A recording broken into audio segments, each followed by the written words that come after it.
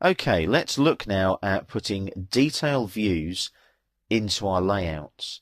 Now I've already set up a couple of viewports here. We've got a plan view viewport and a section AA viewport.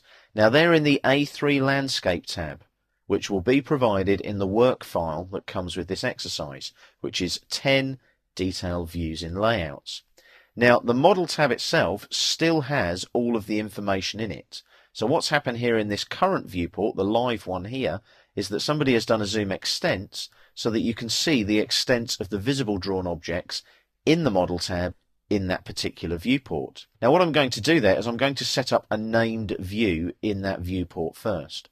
So that viewport is current, it's live, you can tell that by the bold outline, and as you can see, look, the crosshair appears only when I'm moving over the viewport there.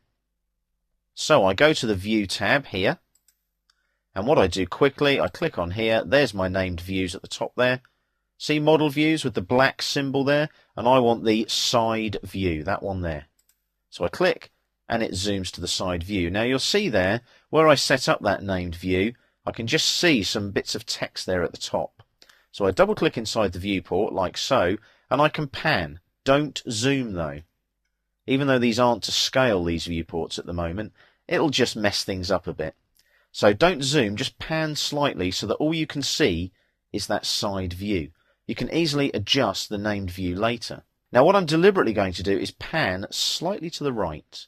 So I've got a little bit of space there to the right in the viewport. You'll understand why in a second. So I double click outside the viewport to deactivate it.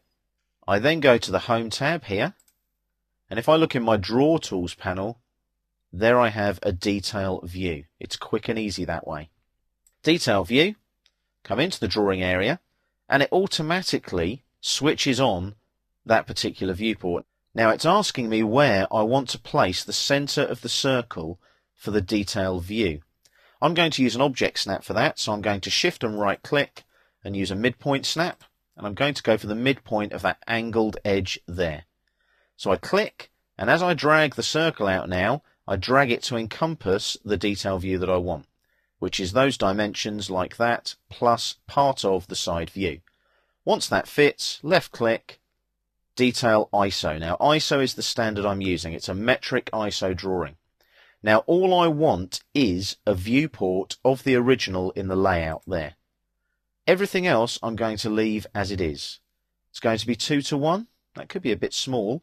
Let's go for maybe 4:1, like so. It's view name A, and I'm going to add an annotation leader line going from the original detail to the detail view in the layout. I click on OK, and as you can see, that's a bit too big.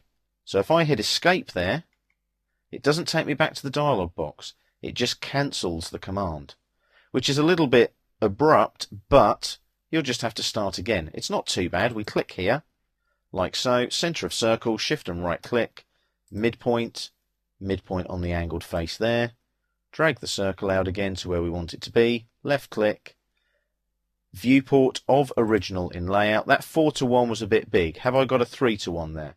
No, I haven't, but I do have a 2.5:1. Let's go with that one, a little bit bigger. Click on OK. That works. It fits on the drawing sheet. So I'm just going to place that about there and left click.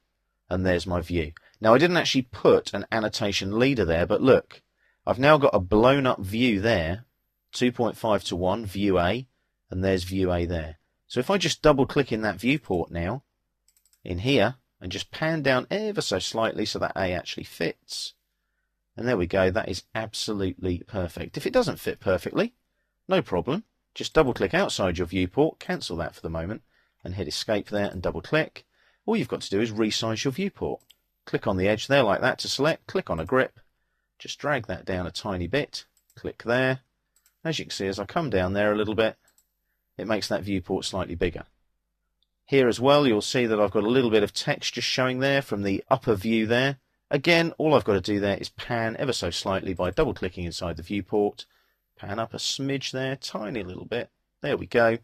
Double click outside the viewport, job done. So there's my detail view there, my detail view A at 2.5:1 from my named side view there in the other viewport. So that's how you set up detail views in your layouts.